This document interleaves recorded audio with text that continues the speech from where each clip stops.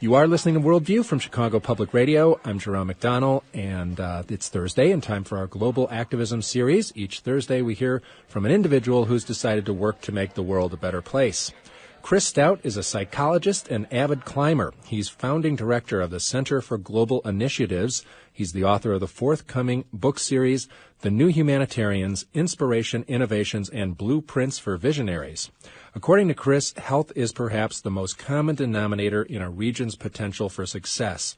It's interconnected with economic stability, eradicating poverty, preventing war, mitigating violence, and fostering social prosperity. The Center for Global Initiatives is devoted to training multidisciplinary healthcare professionals and students to bring services that are integrated, sustainable, and accountable to people who need them. Chris Stout told me where the idea for the Center of Global Initiatives came from. It really kind of came from a strange experience that I had had many years earlier. I like to climb, and I'd gone on a climbing trip to Kilimanjaro and met up with a fellow who was a porter. And he was sort of working his way through seminary, as it were, and he and I kept in touch, kind of the traditional pen pals, snail mail kind of thing, writing each other letters because he had no technology, and early 90s predated any kind of email. And one Christmas time, I had this idea. He eventually started to run an orphanage, and I had this idea that wouldn't it be nice to send him a number of toys and educational materials and pens and papers and things like that. So at the hospital I was working at, we did this kind of donor thing and put everything together, and then I found to try and ship this to Tanzania was a very difficult task. That they wanted to know if we were exporters, they wanted to know what we were shipping, they wanted to know what country the things we were shipping came from. And we sort of explained that, what our deal was, so that we cut through that, and then it wound up costing about $400 to send about 7 boxes worth of stuff over there. And then through our pen pal relationship, months passed, Christmas came and went, January came and went, and about March I got a letter and he thanked me for the 5 boxes that I had sent. So I thought there has got to be a better way, and hence the start of trying to do more organized kinds of services through the center. Now, you're a climber and a psychologist, and you decided I'm going to form a center to help send the toys, and that's... Yeah, it's... now it's a lot different. Yeah, it's a bit more complicated even than that. My training and day job, so to speak, is that of a psychologist. It evolved over the course of years where I did a mission with Flying Doctors of America 11 years ago to Vietnam that just really also changed my life. And the one process of seeing how difficult it was to try and just get materials to people, I had this other process of seeing what it was like to go into a country and provide healthcare services. I had helped support the pharmacy and worked with kids there. Again, I appreciate what Flying Doctors was doing. The founder of it, Alan Gathercole, and I are tremendous friends. He and I were together in Cambodia 2 weeks ago. But I thought what he's doing and the kind of design and the problems that I saw still weren't really being addressed by anybody. So I saw also a lot of other colleagues putting together their own organizations. While there are wonderful organizations like United Way and Médecins Sans Frontières and other kinds of not-for-profits and NGOs, I felt that there was still sort of a gap and a bridge between what I saw of primary care, public health issues, and behavioral health, and decided to start experimenting and working on some projects in that arena. What was your first project? My first project actually goes back to Tanzania. The orphanage there that my friend Alois is managing, he sent me a letter one day, and it said that he had an opportunity for one of the young women there to go to school. She was very bright, and to go from orphanage to school was a tremendous potential for her to have a much, much different, much better life. And he said, but the problem is every day at school she cries. And the reason the kids are in this orphanage is that they've lost both their parents to either AIDS or tribal warring. And she was depressed. I mean, as a normal response, you lose your parents, you're in an orphanage, and that naturally creates sadness. But the school that she could potentially go to didn't want to deal with that. They just wanted to educate kids. They didn't want to deal with the emotional part of it. So I put together a set of materials around sort of basic empathic responsive listening 101, basic kind of primary psychotherapy skills in a group setting as well as individual setting, made photocopies of them, explained things, talked about, this is kind of how we do it in our culture, so there may be some things that you may need to adjust to knowing, what your population is, and sent it to him. And he started to do that, and it worked very well with this young lady. And he wrote me back, he said, do you think it would be okay to do some of these things with other girls too? And I said, sure, and probably other boys as well. So So he basically sort of started doing group psychotherapy and group process kinds of things with the kids over there. That then led to this greater potential for more of the kids to be able to go to other schools outside of the orphanage. So then, through putting together some other materials and being able to do some fundraising for him, we actually formed an official kindergarten there in 2005. So our first project, in a sense, and again, this is sort of how our style is. It's very much organic and self-organizing, guerrilla, if you will. Problems come to us and we try and puzzle them out and figure out what to do. So officially in 2005, we were awarded a recognition by the Ministry of Education in Tanzania to officially have our kindergarten launch. Explain more about your philosophy, because it sounds like your objective is not to go anywhere and put down roots. It's just to go in, help somebody out to get their deal going, and then walk away again. You hit the nail on the head. That's exactly it. I sometimes say to folks, we're really not into owning projects. We just sort of borrow them for a little while or help out for a little while. Our basic model is almost like an incubator or a hothouse. Someone comes to us. 95% of all of our projects is someone's come to us to say, we've got this issue, we've got this problem, can you help us out? 5% of the time we say, you need somebody that needs this skill or that skill, and that's not really a skill that we have, so why don't you contact this organization or that organization and try and make a contact. But our goal, and the thing that we try to do with everyone, is to create sustainable, self-organizing kinds of projects. So again, some places can accelerate very quickly and be sustainable and independent very quickly. Others might take a little bit of time, but our goal is to be able to get them established, get them sustaining, and then sort of act as a free consultant henceforth. If they need us, they contact us, and we provide pro bono services to help get their needs met. You're listening to Worldview from Chicago Public Radio. I'm Jerome McDonnell, speaking with Chris Stout. We're talking about his Center for Global Initiatives. How many different projects are you working on now? If I were to say, Chris, you've got how many projects? Because it sounds like you've got a good number, and they're not really focused on any region in the world. You're in India, you're in Vietnam, you're in Tanzania, you're in Bolivia. Right, yeah, we're kind of all over the place.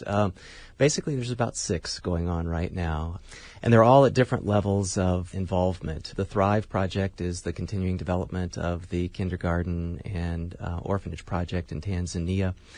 2 weeks ago, I was in Cambodia, and we were doing scouting work for probably the most ambitious project that we've ever had thus far.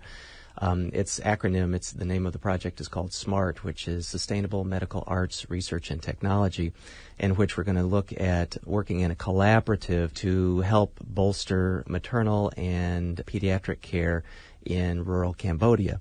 That was another project that we had been solicited to help with. Our project in Bolivia is working with children that are in prison with their parents in Bolivia. If a parent is put into jail and there's no one to take care of the child at home, the child comes in with them. I was on a shared project last August, 2007, with Flying Doctors, and it was amazing. I mean, you go in, I was in a high-security women's prison and visited the school that was there. And the school they had asked us, we were doing a medical mission, they had asked us to save the boxes that our medicines had come in because they wanted to use those as stacking toys. So basically they're using trash as their toys. They had nothing there to be able to do anything with. So through a network of psychologists, through developmental psychologists, through actually some music teachers, we're going to be putting together a set of materials as well as instruments to be able to do creative expressive arts, be able to do some parent education and actually guard education around developmental kinds of issues of how to help the kids in this kind of a situation have as hopefully normal a life as possible. Tell me a little more about that, because it sounds very interesting. The idea that your children, if you went to prison, would kind of come with you. They're not in prison. They shouldn't be in prison. Do they go out and have field trips? Or, I mean, it's better than them being without anyone. But yeah, it's a little bit of a variety pack. We worked in 3 prisons over 10 days' time, 2 women's prisons and a men's prison. The men's prison is rather notorious. There's been a book written about it called Marching Powder, and it's quite a place. And in the men's prison, they'll bring in their families because there's typically the stereotypic breadwinners, and oftentimes they do have funds. You actually buy your cell, and then when you leave, you can sell your cell like a condo to somebody else. I mean, it's just a whole little microcosm of life there. In San Pedro, that prison, and in the minimum security women's prison, the kids can leave. So they go out to school every day and come back, and they can go shopping, and they can, kind of have a outside of the prison walls sort of a normal life, if you will. But the maximum security prison, the kids don't get to leave. So they don't have the natural things that even the kids in the other prison would have of just walking down a street and kind of seeing what's going on around them. So our idea was to start off as a proof of concept project to see what we could do to make a difference within that more restricted kind of population, and hopefully be able to increase the likelihood of those kids not perhaps falling through with a negative kind of outcome of crime or the other kinds of things that you could imagine would occur. How do you get a project like that to be self-sustaining? I mean, you're actually looking at trying to make systemic changes in an institution. It's a wonderful question. Speaking of the center, everything is all pro bono and everything is all volunteers. So I don't get paid. None of our staff get paid. All of our staff are volunteers. Our legal counsel and everything are all wonderful set of volunteers. We are right now putting together, I have a few graduate students that are working with me and a teacher from a local high school, another psychologist, actually two other psychologists that are all donating their time to put together these materials. They're being put together in Spanish. There's going to be another flying doctor's mission that's going to be going to La Paz in August 2008.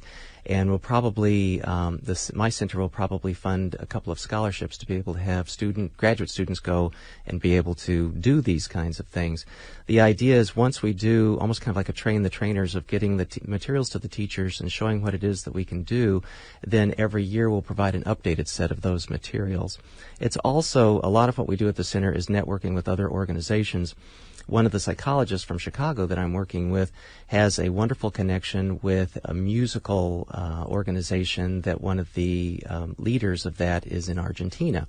And he has access to instruments, he has access to music teachers, so we're going to do a partnership with them to be able to bring instruments in and be able to have guest music teachers come in and spend time with the kids as well. What are some of the other projects your group's involved with? We have, I think, another rather ambitious one. It's a little bit hard to get your head around, but I had done a project in the Ecuadorial Amazon a few years ago. It was a medical project. We were in dugout canoes and paddled our way to different villages every day. We were treating malaria and a variety of different kinds of disease states there, injuries and whatnot. And a week before I had gone, I was asked to give a talk at my local Rotary. And I just happened to be sitting at the breakfast table with someone, and the fellow said that he had just come back from Ecuadorial Amazon. I said, "Oh, what were you doing?" He said, "Well, we were on a dental mission there." And I thought, well, that was cool. So he told me about things and whatever, and I heard about this project that they had done. I then went for 10 days and did the project that we did. And I came back and I thought, I had no idea that this guy was doing a dental project. He had no idea that we were going to be doing a medical project. For all I know, the day after we left, someone else flew in and did another medical project and probably retreated everyone that we had just treated, because everyone there thought that all of us, very bright northern white-faced Westerners knew each other and were talking to each other and wouldn't be redundantly coming down and inappropriately iatrogenically treating them. So, and I thought, but there isn't such a thing. So you think about the waste of medicine, you think about the iatrogenic problems that mistreating someone for malaria or anything else can cause. We also were concerned about environmental impacts in terms of disposal of medications through waste products and things like that into water. So the idea is very much a technology project, which is to say, if I wanted to do a project in the Amazon next summer, how would I find out if anybody else is doing a project in the Amazon next summer? Do I Google 800 NGOs and sort of sort through all that and spend days and months trying to just find out who's doing what? Or is there some kind of consolidated website where I could find information if somebody's doing something? So I find out, oh, look at this. In July, someone else is going to be going. They need medical equipment. I happen to have medical equipment. We don't necessarily need to spend the time in putting a team together to be able to go do this. Let's just support and augment their team. So the idea is to have a website, almost kind of an NGO, healthcare, LinkedIn, or Facebook, if you will, of social networking, but within the NGO community doing projects in a certain geographic area. Well, that sounds like a really good idea. Have you got people to buy into this? It's very much concept right now. I have, another partnership with Loyola University. They just started a center to be involved with volunteer projects throughout the Chicago area. And that center has the availability for us to be able to post job descriptions. So we're looking to recruit from Loyola to get a technology wonk to be able to help us build that. We also, one of our volunteers has a connection with IBM, and the model for it would be basically like a wiki.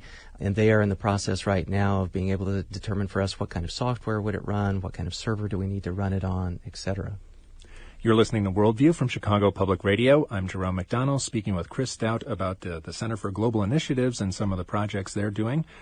You seem to have gotten involved in this and graduated to different levels of involvement. You're interested now in all the other grassroots organizations, what they do, how they do it. Mm-hmm. You're interested in modeling and... Mm-hmm.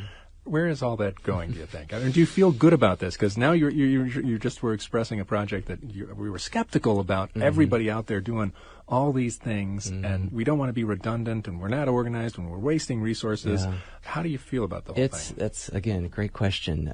I'm in the process of finishing up a book called The New Humanitarians, and it's basically a writing project that's looking at more recently developed NGOs and not-for-profits worldwide.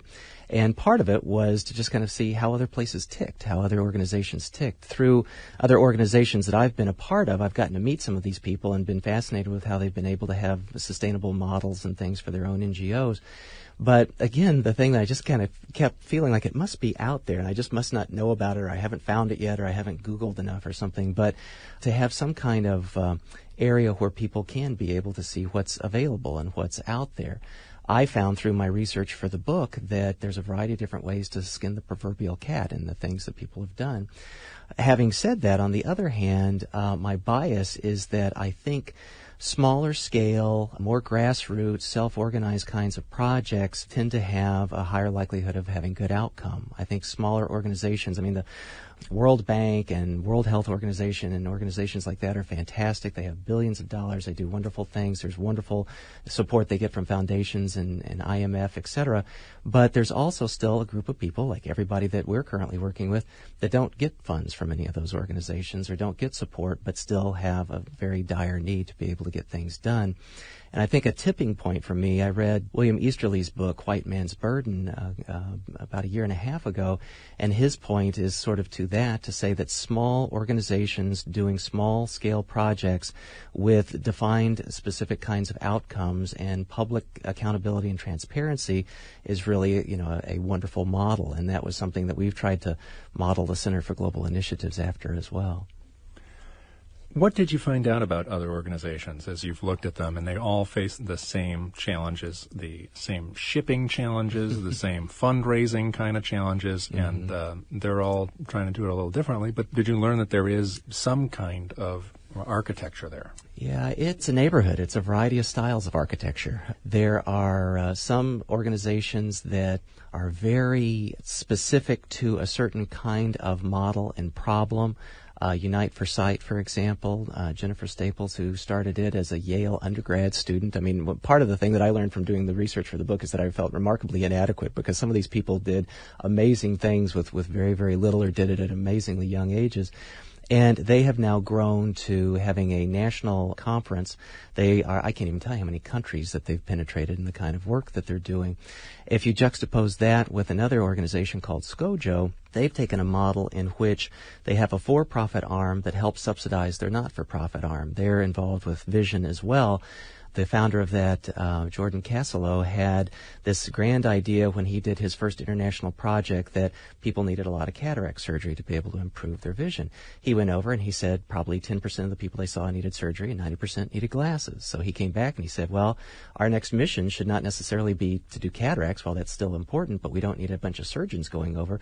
We need a bunch of opticians going over. We need to figure out how to get glasses to them. So his sustainable model was to have a business model of getting inexpensive Asian-produced glasses to people in whatever areas they're working in. India is one of their biggest penetrated spots to be able to get that done.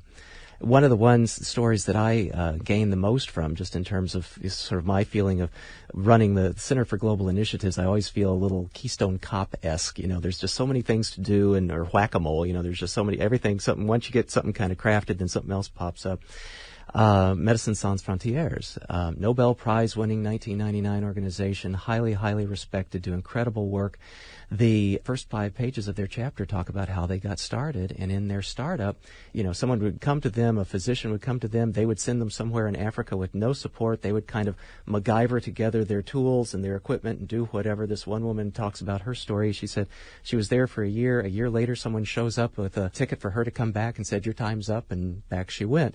So it was just sort of like this wonderfully chaotic but still doing remarkably good work. And then you fast forward to today, and now they're at a level in which when they get invited to come somewhere, they find out what's the nature of the problem that we're going to be working with. Is it refugee population, or is it combat victims, or who is it that we're going to be working with? They get an idea of the problem, an idea of how massive the problem is, and they can actually kind of down to a few kilos figure out how much medical equipment they need, how much that will weigh, and then what kind of airplane to fit it on.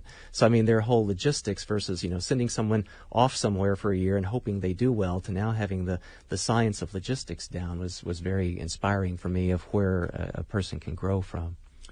How do you make the center work from a fundraising perspective? Do you get grants? What kind of things? That's our biggest challenge. I've kind of grown up, and my directors are constantly kicking me in the pants to focus more on fundraising aspects.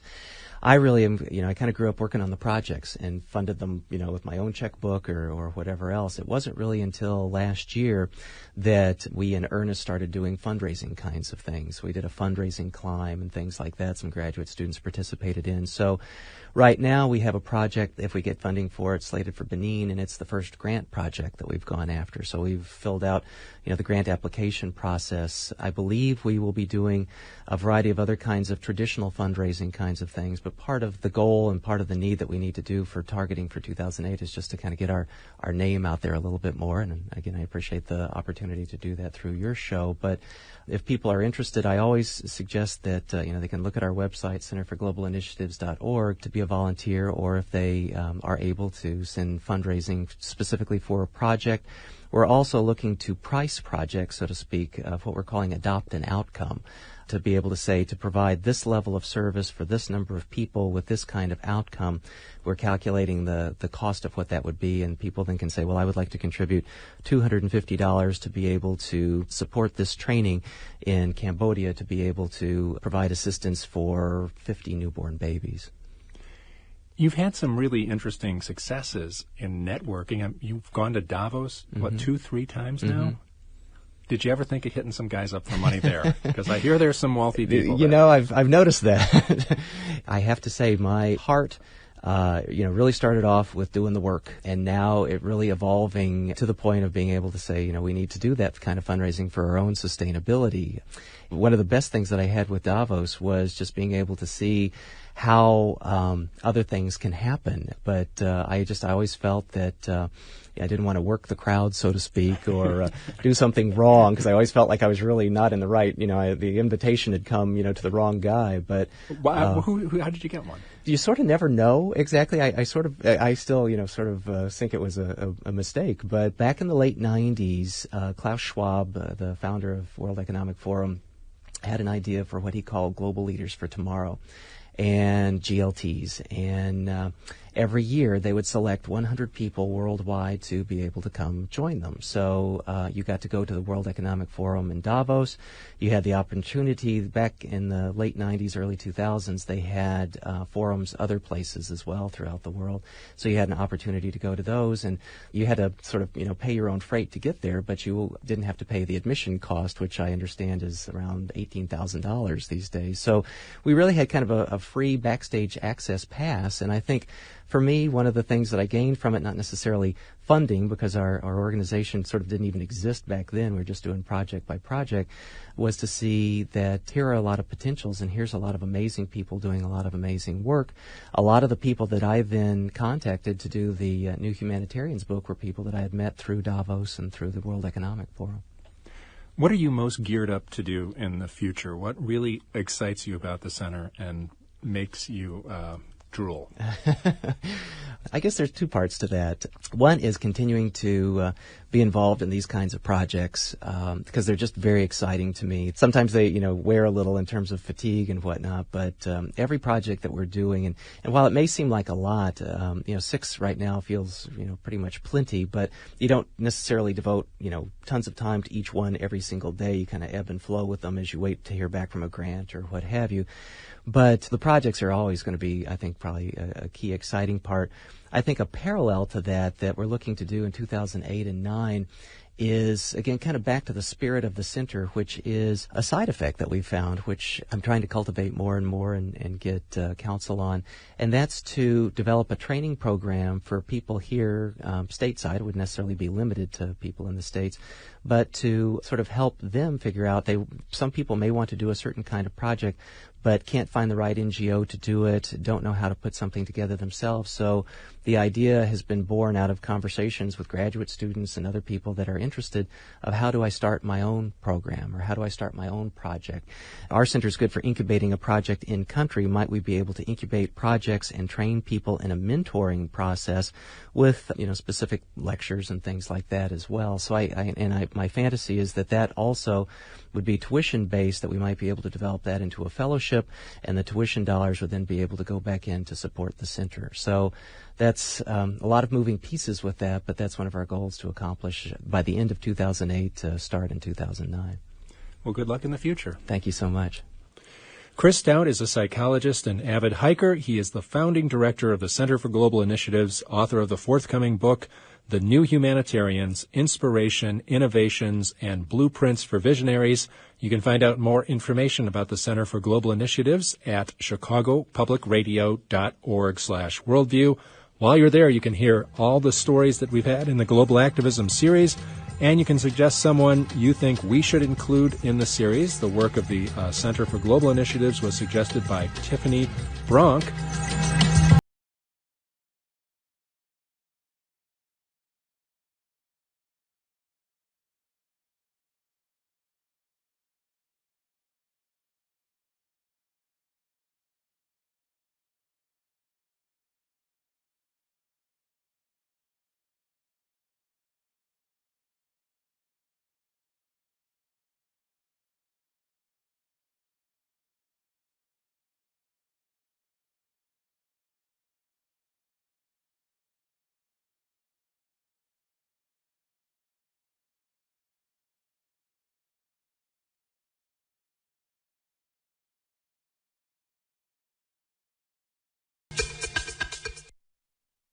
This is Worldview from